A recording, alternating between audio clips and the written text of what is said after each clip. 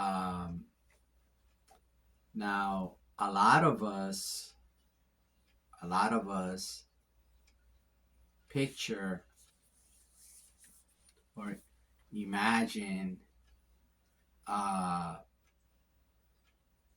predators that target our children to be strangers, right?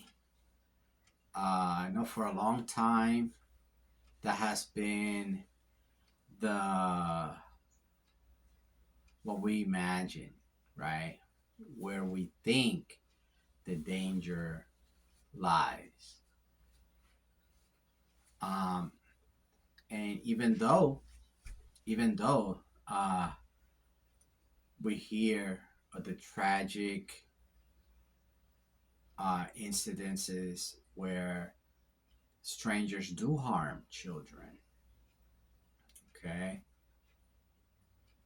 When we look at the numbers, when we look at the statistics, most of the perpetrators of sexual abuse against children, they are closer than we think. All right. Now, the most common, right? The most common perpetrators of sexual abuse are near the family.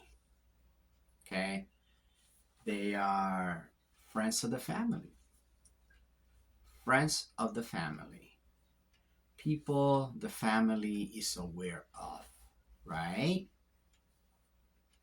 Uh, like they can be neighbors, right? They could be babysitters, right?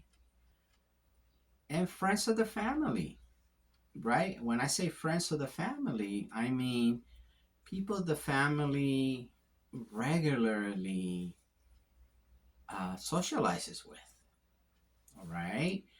They might have that person over for dinner or a birthday party or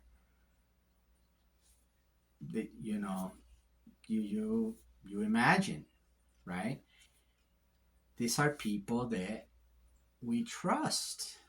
These are people that have gained our trust. Okay? And obviously, they have pulled the wool over our eyes, right? Because these people know how to appear trustworthy. They know how to appear like they can be trusted, right? Uh, we might like them. We might enjoy their company, even, okay? But they know how to shift, right? They know how to hide their dark intentions, if you will, okay? Now, these are friends of the family, neighbors, people that watch our children, okay? Now, these are the most common, right? The most common threat of sexual abuse to our children, right? The second most common threat to our children, right, when it comes to sexual abuse, is members of the family itself. Members of the family itself. Okay? Now, these are family members, okay? People we consider family, right? Uh, these people are, by virtue of being family members, they have uh, A lot of our children are exposed to them, right? A lot. Okay. So that is the second most common threat to our children when it comes to sexual abuse. It's within the family itself. Okay. Now, I know this could come as a shock, right? Comes as a shock that the people that we trust, right? The people that we trust the most, right? Family members, friends of the family, right? The people we consider our circle, right? When it comes to sexual abuse, these are the biggest threats to our children. Strangers are the third, right? The third threat when it comes to the risk, right? The overall risk of being sexually abused, right? By a stranger is third on the list, right? Okay. So, sexual abuse, it's devastating. It uh, devastates the mind of its victim, breaks the trust of the victim. Um, it's just a lifetime of mental and emotional anguish that severely limits the the victim's life and how they live their life and their ability to be happy and enjoy their life, right? Sexual abuse wrecks the victim, their mind, especially their mind, okay? Where it robs them, it literally robs the victim of the joy of living, right? And of their full potential to do what they wish to do with their life, okay? So we cannot underestimate, all right? Sexual abuse is a physical act that devastates the mind, all right? Um, so, how can we protect children from these risks that are so close to them because they're so close to the family? Okay, how can we protect them? Well, we have to start thinking about trust and why do we trust and who do we trust? Okay, because the status quo, right, is family, the bigger the better, right? Friends, the more the merrier, right? That's the status quo. That's what we think. Well, the reality is that the bigger the family, the higher the chances, right? As things are right now, as the reality exists, the higher the number of family members, the higher the number of family friends, okay, the higher the risk of the child being sexually abused. Numbers don't lie. Those are the numbers. That is what's happening in the present, right? That's what's happening. All right. So we have to rethink, right? Why do we why do we uh desire large numbers of people in our lives, right? Why do we why do we think that more is better when it comes to family or family friends or friends, right? That we friends, yeah, that we invite to our homes. Why? Okay? I think the reason why is that we think we're safer with larger numbers of people around us. Okay?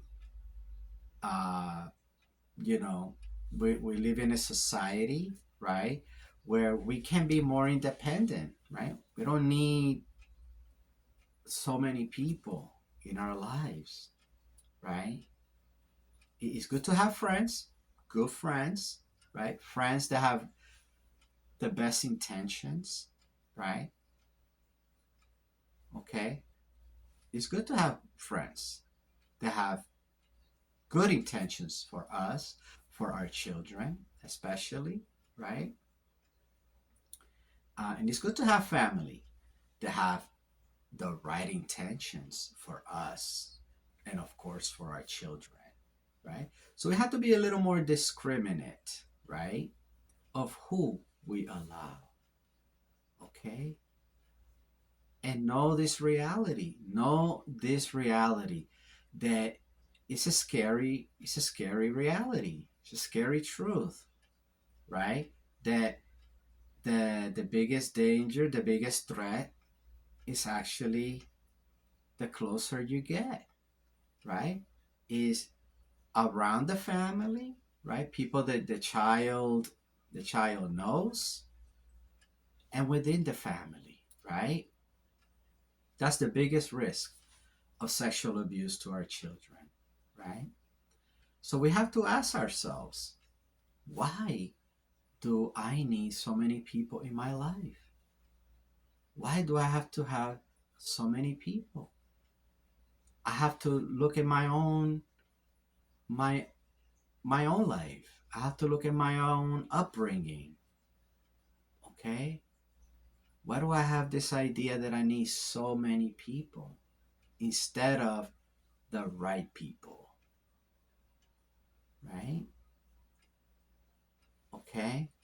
So, for the sake of our children, we have to be, we have to discriminate more when it comes to the people we allow around them. Okay? We have to discriminate more. We have to trust less. I know they tell us, right? Trust people, trust family, trust friends. We all wish we could trust, right? We all wish we could trust as many people as possible, right? But that's just not the reality, right? There are people that are not trustworthy. They may act trustworthy in your presence, okay? But they may be victimizing your child behind your back, okay? That's a reality. And so that is one part of it, right? Trust less, discriminate more. And the other part of it is have an open line of communication with your child. Okay. Make sure it's based on trust. Okay. Make sure that they know that you love them and you are on their side. That if anybody does anything, it's not their fault. Make sure that they know that you will not be angry with them, that it will not be their fault. This is good. So in case, God forbid, but in case it does happen, that communication is able to stop it in its tracks. Okay? And you having that open line of communication will be able to stop it right there and then and limit the harm. Okay? Now, that line of communication but also education, right? Education. Educate your children are no matter who the person is, nobody has the right to touch you, okay? In certain areas of your body, right? Nobody, right? And you make it clear to them, right? No one, right? Now a doctor, right? Their pediatrician, may go a little farther than other people, but even even the pediatrician, there's limits, right? Of course, right? So we make this clear to them. We make it clear to them, right? Because education is empowerment, right? You empower your child. Education empowers, right? That could prevent it, actually prevent it even before it starts, right? Because they know this is not supposed to happen, okay? And they come to you right away. So we have to rearrange our thinking. We have to reevaluate what is the meaning of family, right? Because somewhere along the way we lost the true meaning of family. Family is supposed to be a place of safety for them, primarily for them, first and foremost for them. That's what the true meaning of family is. Okay? And then for that reason, we can't just let anyone in, because the danger to them, we think family is supposed to protect us from the world, right? Be our, you know, our fortress, right, from the world. It actually can become the most dangerous place for a child if we trust too much. Okay? So for their sake, we have to trust less. And we have to communicate more with them. Okay? And we have to educate them more. We trust less. Right? We trust less. For their sake. For their sake.